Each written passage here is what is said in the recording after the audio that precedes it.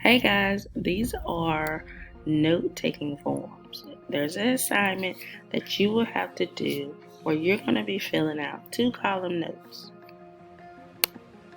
It looks like this. You're going to have one side that's going to have questions and the other side is going to have answers. It's a very simple form. Whatever lesson that you're working on, you're going to read through the lesson and you are going to find questions to ask. You're going to find a question and you're going to put a page number, just like it has here. Then you're going to answer the question that you found. So, you find a question, you write the page number and the question down, and then you answer the question that you have. Real simple.